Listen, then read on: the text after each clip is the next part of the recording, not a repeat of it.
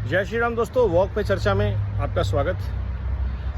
कल सदन में वक्फ अमेंडमेंट बिल पेश हुआ और भारत सरकार को जितनी बधाई दी जाए उतना कम। एक ऐसा ब्रेव डिसीजन लेने के लिए जो चाहते तो सब हैं कि हो, लेकिन वोट बैंक की राजनीति की वजह से कोई कर नहीं सक रहा था, करने की हिम्मत नहीं कर रहा था, क्योंकि डिसीजन लिया भी वोट बैंक की राजनीति की वजह से हुआ था, गया था।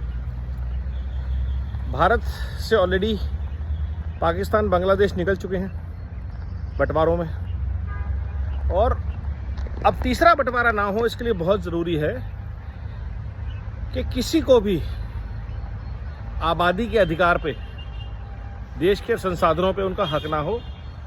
और ऐसा तो बिल्कुल नहीं होना चाहिए कि देश के संविधान से, देश के कानून से ऊपर कोई धर्म, वर्ग, जाति हो, और वो भी एक ऐसी संस्था के सहयोग से जो संविधान में गलत तरीके से बिल पास करके बनाया गया हो।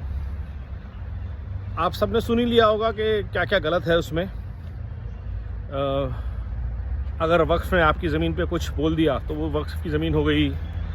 No rights, no contestants can happen, and the largest land grabbing body. But more importantly, it is not constitutional, because land is a state right. No single body, because of being a cultural, religious body, can have the rights, unclaimed rights to a land bank. Unclaimed.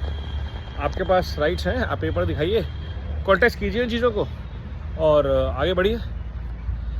अगर आपके पास paper नहीं है, सिर्फ ये कह देने से कि मेरी ज़मीन है, ये बहुत बड़ा प्रॉब्लम था। और बहुत सारी और भी समस्याएं जो इस एक्ट में चेंज करने की, ठीक करने की कोशिश की जा रही है। संविधान सबसे ऊपर है, देश का कानून सबसे ऊपर है।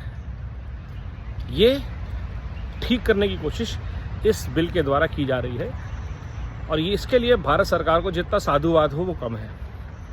पैरेलली एक और बात पे जो हमें ध्यान देने की ज़रूरत है वो ये कि क्या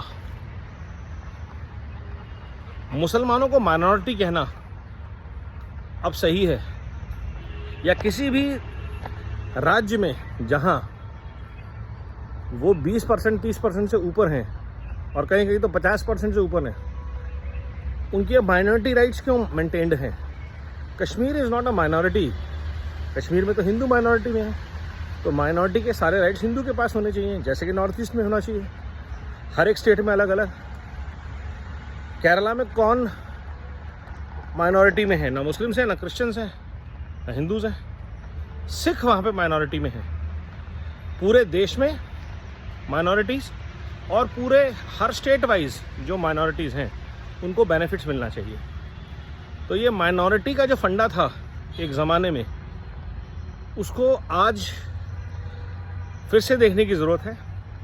तो माइनॉरिटी कमीशन में कोई भी अगर समाज का वर्ग, धार्मिक वर्ग 10% से ऊपर अगर है तो माइनॉरिटी कहलाने का हक खो चुका होना चाहिए। तो यूपी की आबादी का अगर 10% सिख हैं तो वो माइनॉरिटी नहीं होनी चाहिए, जो कि वो नहीं है तो वो माइनॉरिटी हैं। मुसलमान हैं तो उनको भी हक नहीं होना चाहिए, जैन हैं तो उनको भी हक नहीं होना चाहिए। तो इस तरह से हमें देखना पड़ेगा कि माइनॉरिटी के नाम पे सेकंड लार्जेस्ट मेजॉरिटी जो है देश की, वो कैसे बाकी सब माइनॉरिटीज़ के हकों का, राइट्स का उल्लंघन कर रही है, उनको उन पे कब्जा कर रही है। तो अगर देश के संसाधनों पर माइनॉरिटीज़ का हक है तो फिर रियल माइनॉरिटीज़ का होना चाहिए, जिसमें सबसे पहला हक सिख्स का है, जैन्स का है, और बाकी सब माइनॉरिटीज़ का है।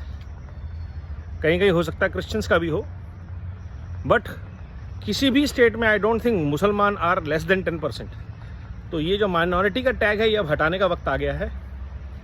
No minority institutions, no minority benefits, reservations और एनीथिंग। वक्फ बोर्ड के साथ साथ, अमेंडमेंट के साथ साथ ये अमेंडमेंट बिल भी आना चाहिए माइनॉरिटी कमीशन के इम्प्लीमेंटेशन में, क्योंकि फ्री का जो रेवड़ियाँ बंटने का कल्चर है इस देश में वो बंद होना चाहिए। ख़ास तौर पे धर्म, जात के नाम पे रिजर्वेशन पे पहले ही बात हो रही है कि सबको रिजर्वेशन मिलना चाहिए पहले एक एक बार। एक फैमिली में 2 से 3 से 4 लोगों को रिजर्वेशन नहीं मिलना चाहिए। किसी फैमिली ने अगर 1 या 2 बार रिजर्वेशन का बेनिफिट ले लिया है और उनका सामाजिक उत्थान हो गया है, माँ बाप गवर्नमेंट जॉब में हैं, पेंशन आ रही है या जॉब कर रही है, तो उनके बच्चों को बेनिफिट नहीं मिलना चाहिए। भारत को ऐसे बहुत सारे अमेंडमेंट्स की ज़रूरत है और लाल जिहाद गैंग का सबसे बड़ा फियर ये है कि उनके भरसक प्रयास के बावजूद, रोकने की कोशिशों के बावजूद, सरकार अपने मिशन पे लगी हुई है बिल्ड बैक बेटर भारत के, और भारत सरकार के साथ खड़ा है। वंदे मातरम, नमो भारत, जय हिंद।